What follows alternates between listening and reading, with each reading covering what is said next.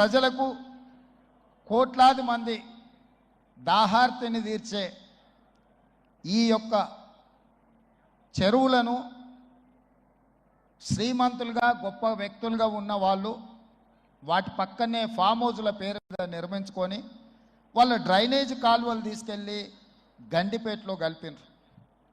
నేను ఇక్కడ వేదిక మీద ఉన్న పెద్దలతో పాటు ఇక్కడ వచ్చిన భక్తులను నేను ఒకటే మాట అడగదలుచుకున్నా.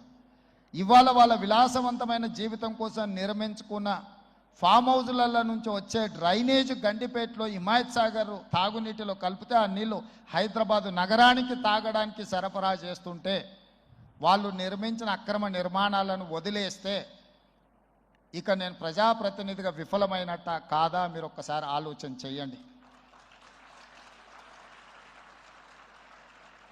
అందుకే ఒత్తిడి వచ్చినా మిత్రులకు ఫామ్ హౌజులు ఉన్నా ఏవి వదలకుండా హైడ్రా అనే ఒక సంస్థను ఏర్పాటు చేసి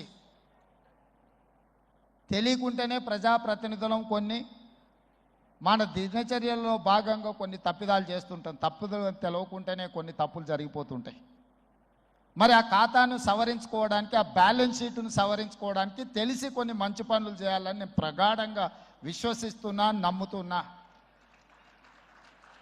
ఆ తెలిసి చెయ్యాలనుకుంటున్న మంచి పనుల్లో భాగము ఈ చెరువులను చెరబట్టిన వాళ్ళ నుంచి విముక్తి కలిగించాలన్న ఏకైక లక్ష్యంతోనే ఈరోజు చెరువులను ఆక్రమించుకున్న వాళ్ళను ఎవరిని వదలకుండా ఉక్కు పాదంతో అణిచివేయాలన్న ఆలోచన, అందులో నిర్మాణాలను ఏ ఒత్తిడి వచ్చినా వెనక్కి తక్కకుండా తొలగించాలన్న ఆలోచనతోనే ఈరోజు ఈ చెరువులలో ఉన్న అక్రమ కట్టడాలను కూలగొడుతున్నాము.